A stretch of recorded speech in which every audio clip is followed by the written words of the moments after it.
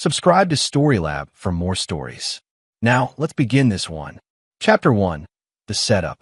Wilford Carpenter adjusted his reading glasses as he scrolled through the leaked documents on his laptop. 20 years as an investigative journalist had taught him that corruption always left a trail. You just had to know where to look. His home office walls were decorated with framed front-page stories, each one representing someone powerful brought down by the truth. "Dad, you coming to my game Saturday?" 14-year-old Russ appeared in the doorway, basketball under his arm. His mother Irene right behind him with that look she gave when Wilford was too buried in work. "Wouldn't miss it, champ," Wilford said, closing his laptop. The housing development fraud story could wait. "How's school going? You've been quiet this week." Russ shrugged, but something flickered across his face. "It's fine. Just, Principal Medina's been weird lately. He keeps staring at me in the hallways." Irene's brow furrowed. "Staring? What do you mean?" "I don't know. Like he's waiting for me to mess up or something. He called me into his office yesterday, asked about you, Dad, about your work." A cold finger traced down Wilford's spine. "In his line of work, you made enemies. Powerful enemies who sometimes looked for creative ways to strike back. What did you tell him?" "That you're a journalist." "That's it." Russ bounced the ball nervously. "Did I say something wrong?" "No, son. You did fine." Wilford forced a smile, but his mind was already racing. Gerald Medina. The name had crossed his desk 8 years ago during the investigation into educational fraud in the district. Medina had been an assistant principal then, brother to Lawrence Medina, a superintendent Wilford had exposed for steering contracts to his cronies. Lawrence had done 5 years in federal prison. Gerald had landed the principal position at Lincoln Heights Academy shortly after, keeping his head down. But men like that didn't forget. They waited. "Irene, walk with me," Wilford said after Russ headed to his room. In the kitchen, his wife crossed her arms. "You think this is about your work? Lawrence Medina's brother runs that school. I should have transferred Russ years ago, but I thought." He ran a hand through his graying hair. "I thought enough time had passed." "Wilford, you can't live paranoid. Maybe the man just. Men don't just stare at 14-year-olds and ask about their parents' careers." He pulled out his phone, texted his colleague at the paper, Erica Nelson. "Need background check on Gerald Medina, principal at Lincoln Heights. Priority." The response came in seconds. "On it. Should have it by morning." That night, Wilford couldn't sleep. He stood by Russ's door, watching his son's chest rise and fall in peaceful sleep. The boy was innocent, good-hearted, never even had a detention. If Medina was planning something, it would be vicious. Men seeking revenge always were. Chapter 2. The Trap Springs. Russ sensed something was wrong the moment he walked into Lincoln Heights Academy that Friday morning. His best friend, Ezekiel Benjamin, caught up with him at his locker. "Dude, Ms. Yates was messing with your locker earlier," Ezekiel whispered. "I saw her when I came in early for band practice. She had the master key." "Why would she do that?" Russ spun his combination lock, opened the metal door. Everything looked normal, textbooks, gym clothes, his lunch bag. "I don't know, man, but she looked nervous. Like real nervous." Elnora Yates taught sophomore English and had a reputation for being Medina's enforcer. Students called her the snitch because she reported every minor infraction directly to the principal's office. Third period, Russ was in chemistry when the classroom phone buzzed. His teacher, Mr. Santos, answered, then paled. "Russ Carpenter, you need to go to the principal's office. Now." The walk down the empty hallway felt like a death march. Other students' faces pressed against classroom door windows, watching. Word spread fast at Lincoln Heights. Principal Medina's office door was open. He sat behind his desk, hands folded, with that same cold smile Russ had seen all week. Ms. Yates stood in the corner like a vulture. "Sit down, Mr. Carpenter." Medina's voice was silk over steel. "What's this about?" "We received a report that you brought a prohibited weapon to school." Medina opened his desk drawer and pulled out a clear evidence bag.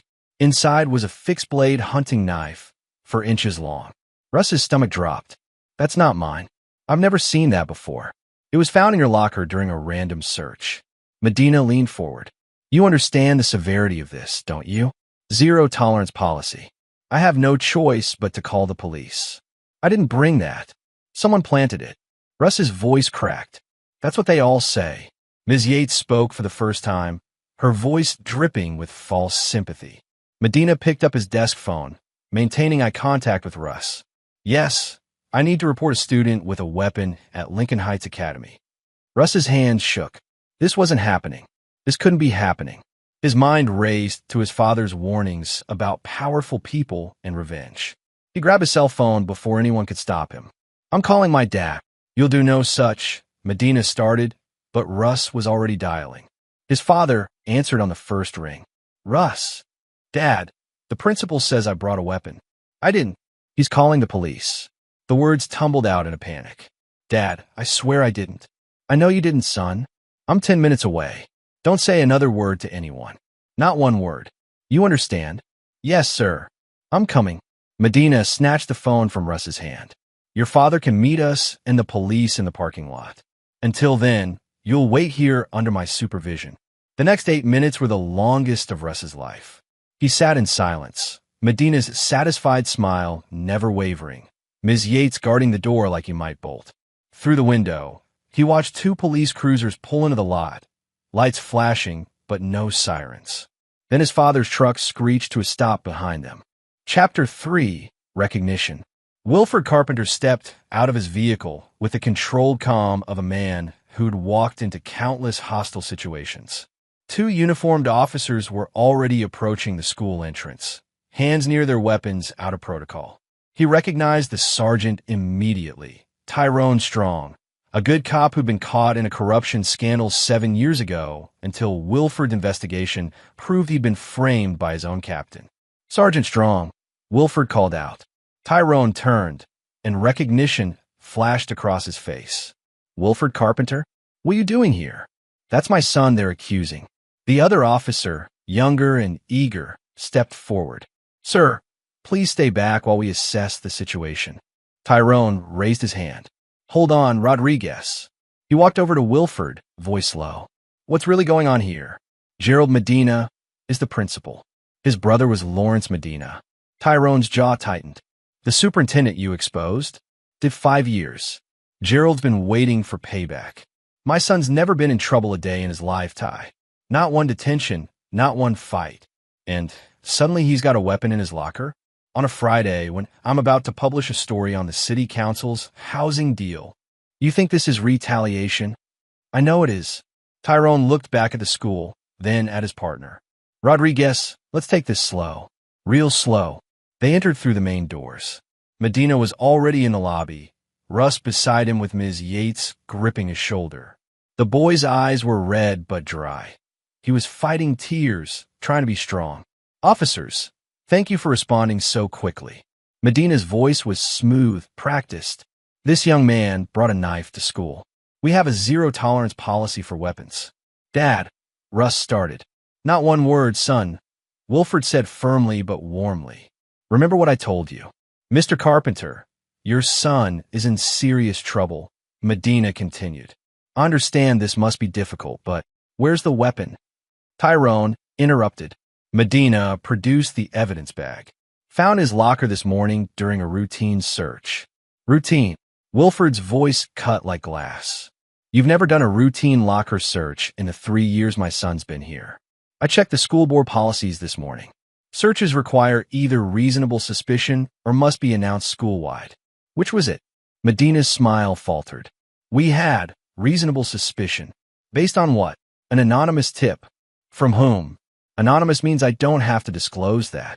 Tyrone examined the knife through the plastic. This is a Buck Knives hunting knife. Retail value about $60. Not exactly something a kid would carry. Where's the sheath? We didn't find a sheath, Medina admitted. Strange. You don't carry a fixed blade without a sheath. You'd cut yourself. Tyrone looked at Russ. Son, do you have any injuries on you? Cuts, scratches. No, sir.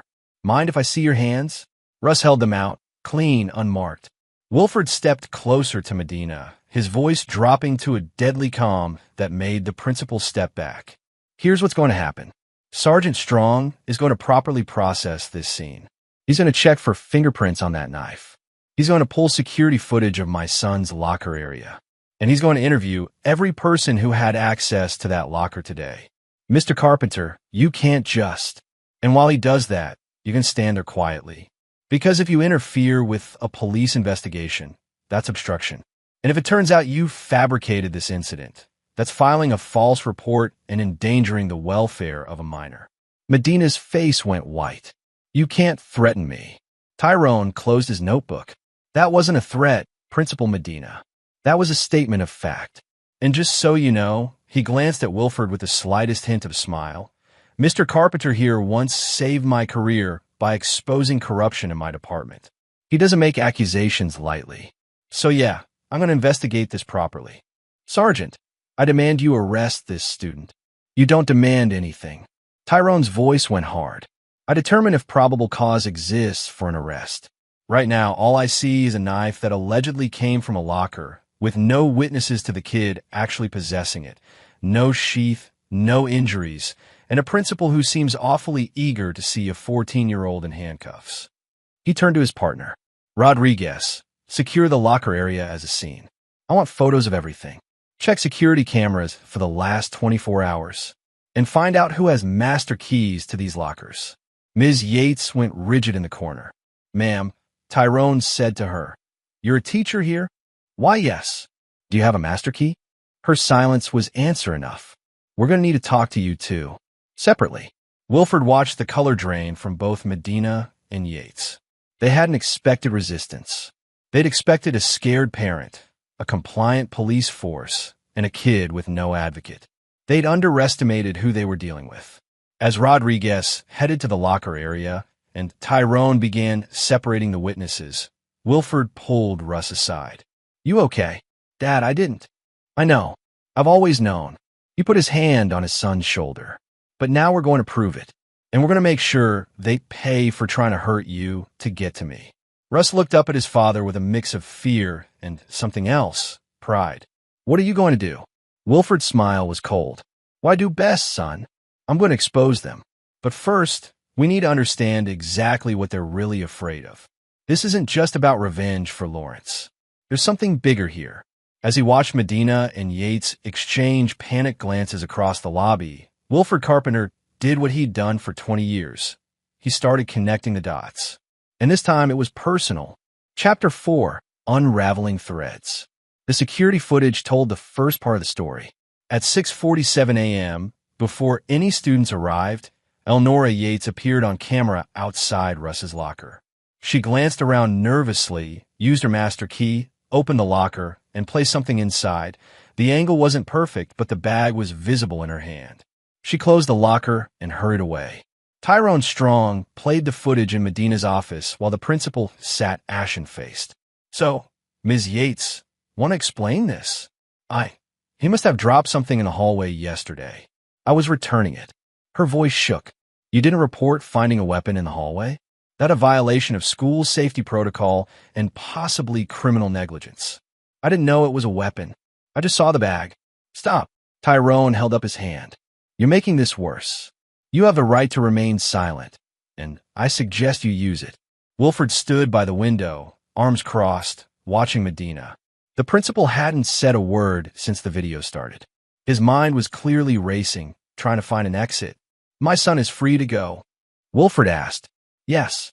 No charges. In fact, Ms. Yates is the one who might face charges for evidence tampering and filing a false report. Tyrone stood. Mr. Medina, we'll need your full cooperation with this investigation. After Medina gave a curt nod, Wilford drove Russ home, but his mind was already 3 steps ahead. Back at his house, he sent Russ upstairs and opened his laptop in his office. Irene brought him coffee. They tried to ruin our son, she said quietly. They failed, but this isn't over. Wilford pulled up his encrypted files from 8 years ago, the Lawrence Medina investigation. He scrolled through documents, deposition transcripts, financial records. There had been others involved back then, people who'd escaped scrutiny because Lawrence took the fall. One name jumped out, Willard Shelton, school board member.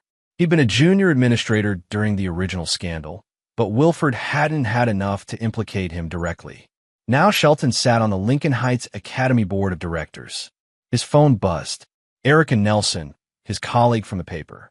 "I got your background check on Medina," she said. "But there's more." I pulled his financials. Public records show he's living way above his means. Six-figure mortgage, kids in private college, luxury car lease. All on a principal's salary. Where's the money coming from? That's the interesting part. 3 years ago, Lincoln Heights Academy received a major federal grant for school safety improvements and disciplinary reform. Guess who was on the committee that approved the allocation? Willard Shelton. Wilford leaned back in his chair. How much? $3 million over 3 years. But when I looked at the actual improvements made to the school, I'm seeing maybe $500,000 in upgrades. New security cameras, some renovated classrooms. Where'd the rest go? Medina's been skimming. More than skimming. I think he and Shelton have been running a scheme. The grant required the school to maintain a certain disciplinary incident rate to prove the funding was needed. Too few incidents, they lose the money. The pieces clicked into place. So Medina's been fabricating incidents, creating problems to justify the solution they're being paid to provide. Exactly. And if you look at the records, Lincoln Heights has had a spike in weapons violations, drug incidents, and violence reports over the past 3 years. But when you dig deeper, most of these kids were expelled or suspended with minimal evidence. Parents couldn't fight it. They didn't have resources. But I do. Wilford felt the familiar burn of anger that fueled his best work. They targeted Russ because they knew I'd look into it. This was supposed to scare me off, make me back down from whatever they thought I was investigating. Are you investigating them? I wasn't. But I am now. Chapter 5. The Conspiracy Deepens. Wilford spent the weekend building his case. He reached out to parents of students who've been expelled from Lincoln Heights over the past 3 years. One by one, they told similar stories, evidence appearing out of nowhere, harsh penalties with no appeals, a principal who seemed eager to destroy young lives. Desequil Benjamin's mother, Rhonda, met him at a coffee shop Monday morning. Her son was Russ's friend, and she was a paralegal who knew something was wrong. Ezekiel saw Ms. Yates at Russ's locker that morning, she said. He's willing to testify if needed. But Mr. Carpenter, you need to know, this goes beyond just your son. I'm listening. She slid a folder across the table. 6 months ago, another parent tried to fight back. Edwin Campos, his daughter Myra, was expelled for allegedly having prescription pills that weren't hers. He's a lawyer, threatened to sue. 2 weeks later, the district attorney's office received an anonymous tip that Edwin was billing clients fraudulently. It went nowhere, but destroyed his reputation. He dropped the case against the school. Wilford's blood ran cold. They're using their connections to retaliate against anyone who challenges them. I think Shelton has reach into the DA's office, maybe even the police department. That's why I'm glad Sergeant Strong is handling Russ's case. He's clean. That afternoon, Wilford met with Tyrone at a diner outside the district. The sergeant looked exhausted. I've been hitting walls, Tyrone admitted.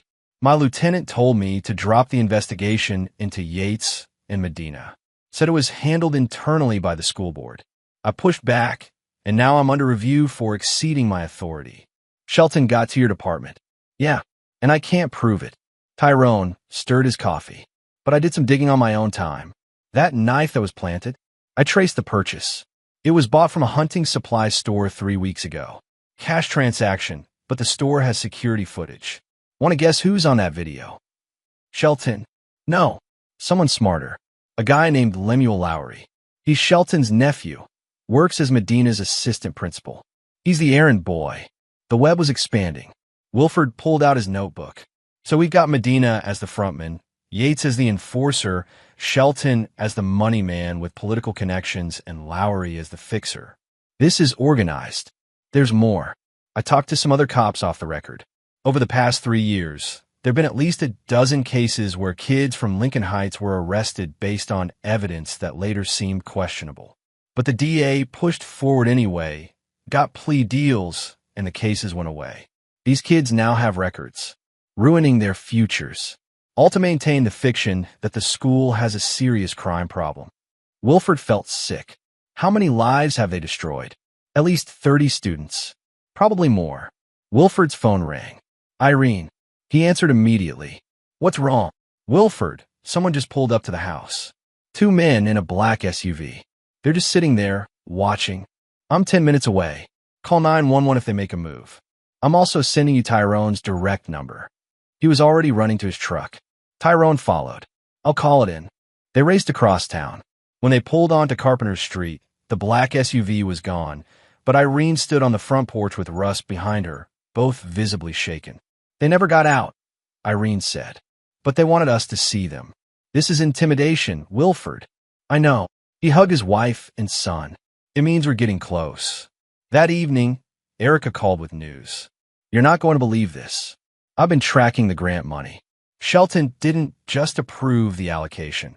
He's on the board of directors for the Educational Safety Foundation that awarded it. It's a shell organization. The money comes from federal funds, gets filtered through the foundation, and ends up at Lincoln Heights.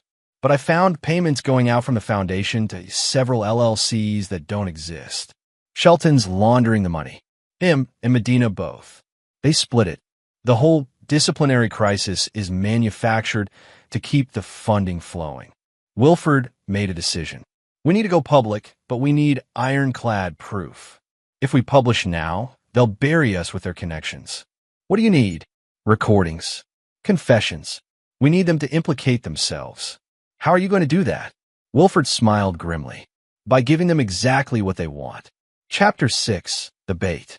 Tuesday morning, Wilford walked into Principal Medina's office unannounced.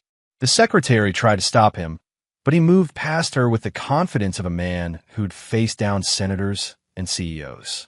Medina looked up from his desk, startled. Mr. Carpenter, you can't just. We need to talk. Wilford closed the door behind him. Alone. I have nothing to say to you. Then listen. Wilford sat down across from him. I know about the grant money. I know about the fabricated disciplinary incidents. I know you and Willard Shelton have been running a scheme for 3 years.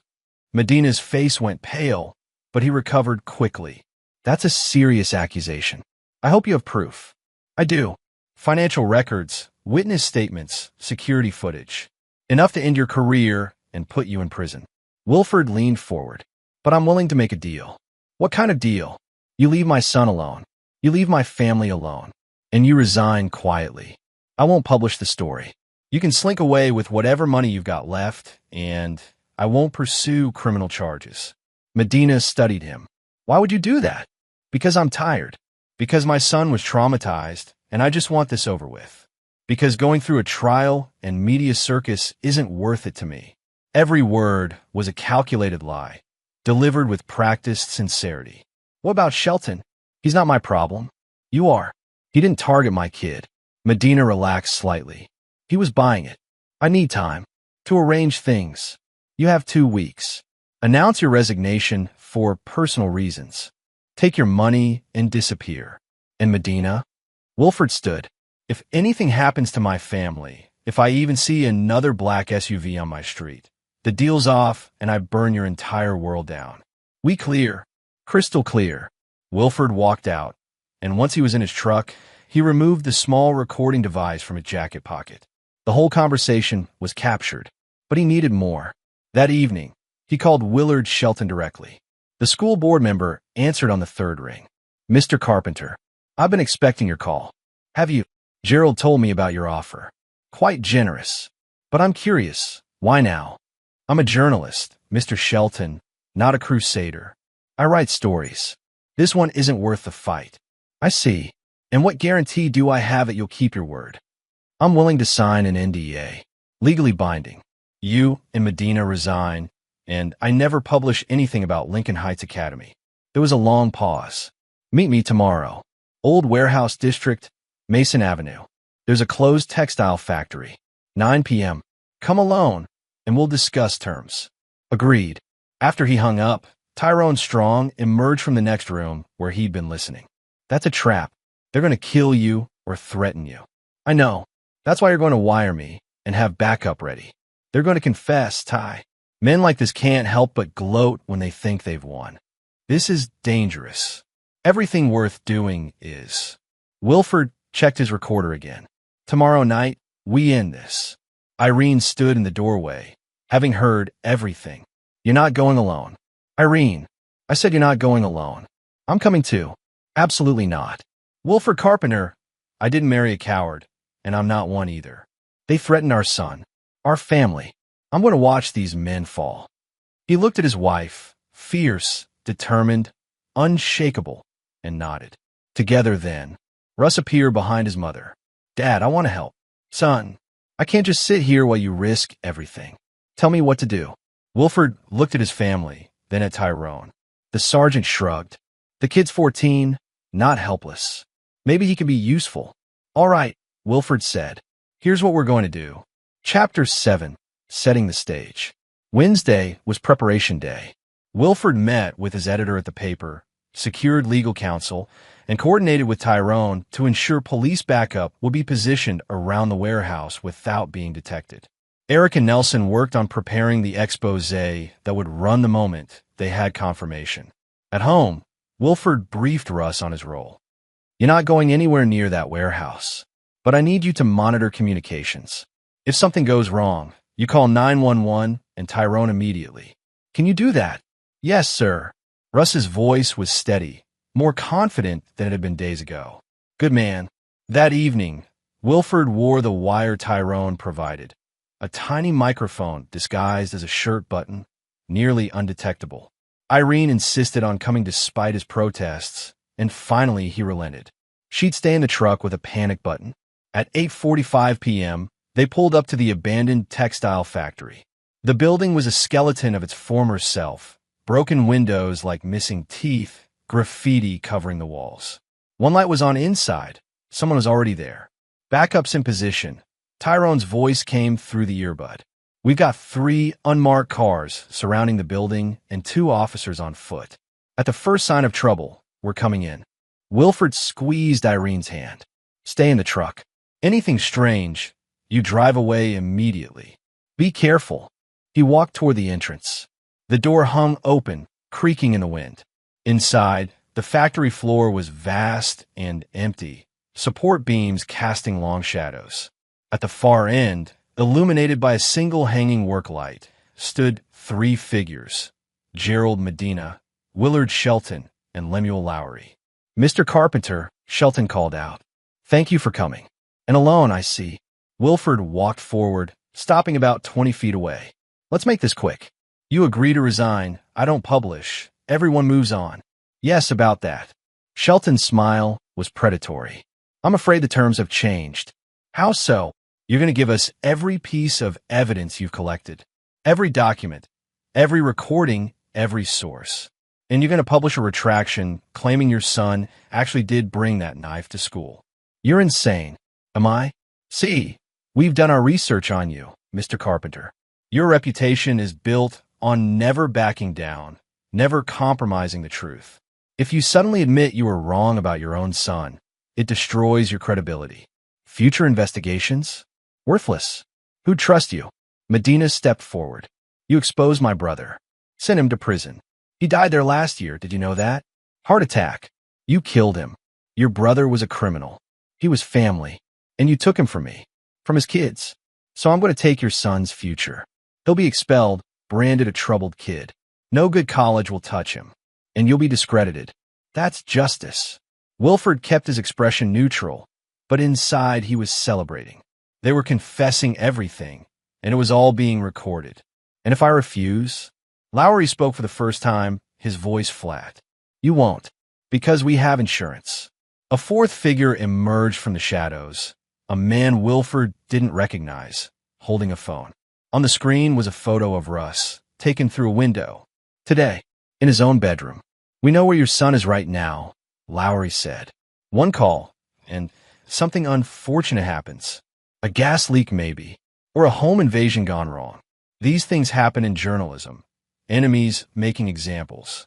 Rage flooded through Wilford, but he forced it down. This was the confession they needed. Conspiracy, extortion, criminal threats. All recorded. You'd hurt a child? Wilford's voice was ice. We'd eliminate a problem, Shelton corrected. Just like we've eliminated others. Edwin Campos thought he could fight back. His reputation is ruined. A parent 2 years ago tried to go to the media. Her business mysteriously lost all its contracts.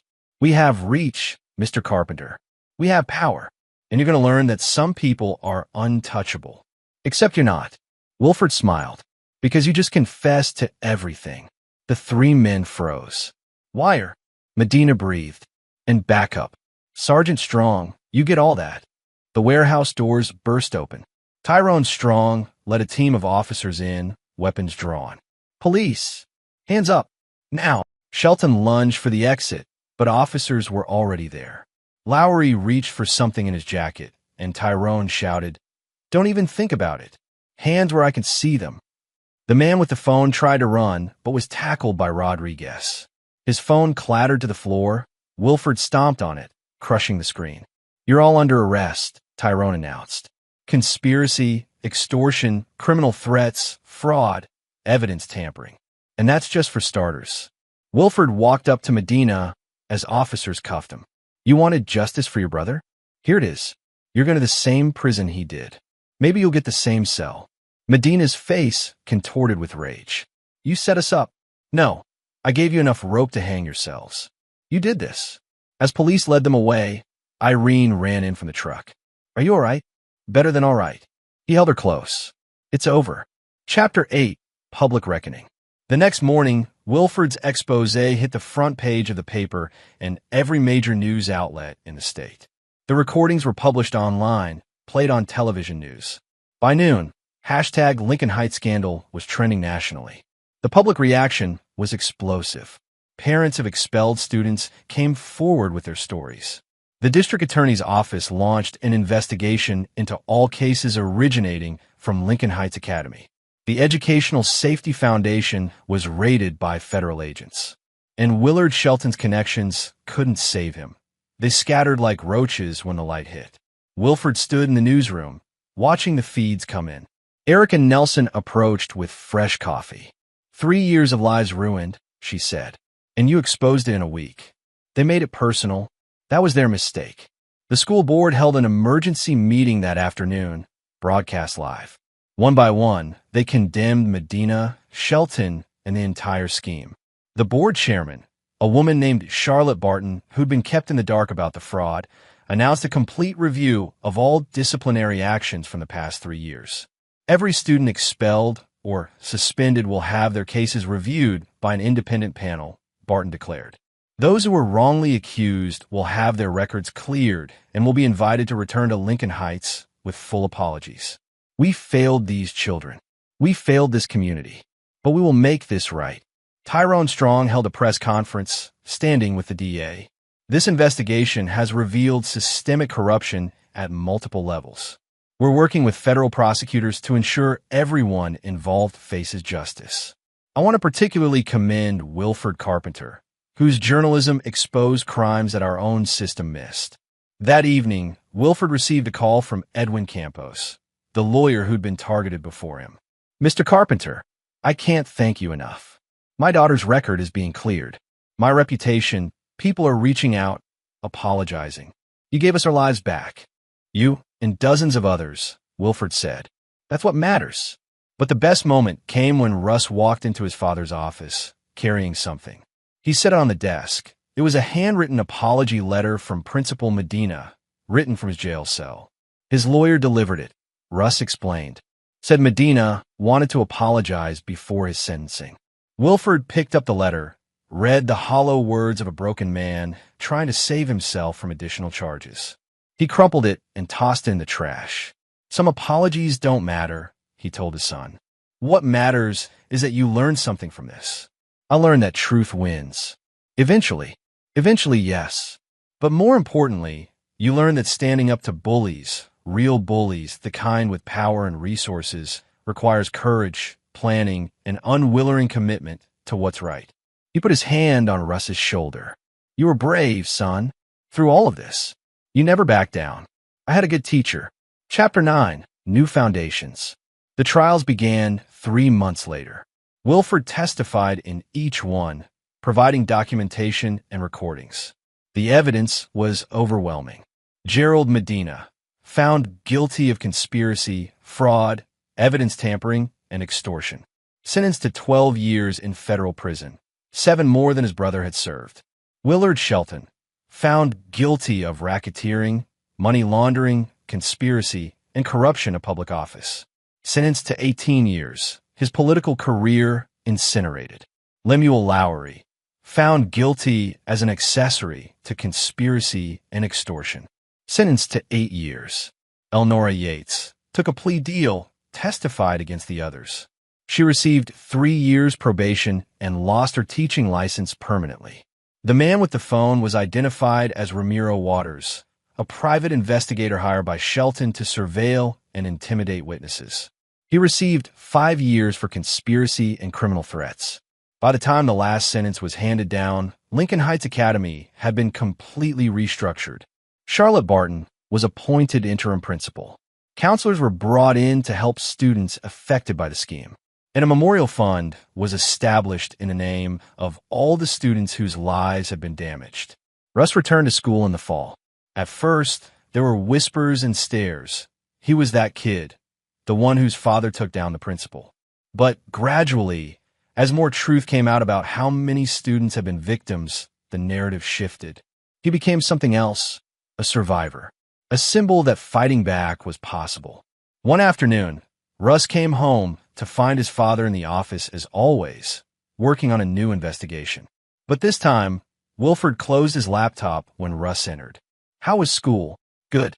Mr. Santos asked if you'd come speak to our class about journalism and standing up to corruption. What did you tell him? That I'd ask, but you'd probably say yes. It's what you do. Wilford smiled. You know me well. He stood, stretched. Listen, your mom's making dinner, but I wanted to talk to you first. About what happened. I'm okay, Dad. Really. I know you are. But I'm not talking about just checking in. I wanted to say, I'm proud of you. The way you handled yourself, the courage you showed. A lot of adults would have fallen apart. You stood strong. I had you and Mom. Yes, but you had to find that strength inside yourself first. And you did. Wilford paused. I also want to say I'm sorry. Russ looked surprised. For what? For putting you in that position. My work has enemies. I knew that. I should have been more careful, should have protected you better. Dad, you exposed criminals who were hurting kids. That's not something to apologize for. Maybe, but I'm your father first, journalist second. That's a balance I'll always work on. He pulled Russ into a hug. Just know that you're safe now. They can't hurt you. And anyone who ever tries to hurt you or your mother, they'll face the same fate as Medina and Shelton. I know. At dinner that night, Irene raised a glass of wine. A toast. To Wilford for never backing down. To Russ for his courage. And to family, which is stronger than any conspiracy. They clinked glasses, sparkling cider for Russ. And for the first time in months, the Carpenter house felt peaceful. But peace, Wilford knew, was never permanent. There would always be another corrupt official, another scheme, another powerful person who thought they were untouchable. That's what journalism was, an endless battle against the darkness. But tonight, in this moment with his wife and son safe and smiling, he allowed himself to just be grateful. The doorbell rang. Wilford tensed instinctively, but Russ jumped up. That's Ezekiel. We're working on a history project. As Russ let his friend in, Wilford relaxed. Just a normal evening. Just a family. Ezekiel paused at the office door. Mr. Carpenter? My mom wanted me to thank you again. For everything. Tell Rhonda she's welcome. And Ezekiel. Yes, sir. Thank you for speaking up. For telling the truth about what you saw. That took guts. The boy smiled. Russ is my friend. Friends protect each other. After the boys went upstairs, Irene leaned against Wilford. You did good. We did good. So what's next? Another investigation. Always. He kissed her forehead. But right now I'm exactly where I need to be. The Carpenter family story would become legend in journalism circles. The investigation that started with a planted knife and ended with prison sentences for corrupt officials. Universities would use it as a case study. Young journalists would cite it as inspiration. But for Wilford, the real victory was simpler. His son's laughter echoing from upstairs, his wife's hand in his, and the knowledge that when his family was threatened, he'd done what any father would do. He'd fought back. He'd won. And he'd taught his son that truth, courage, and persistence could defeat even the most entrenched corruption. The sergeant had been right that day in the school lobby. Principal Medina had no idea who he'd messed with.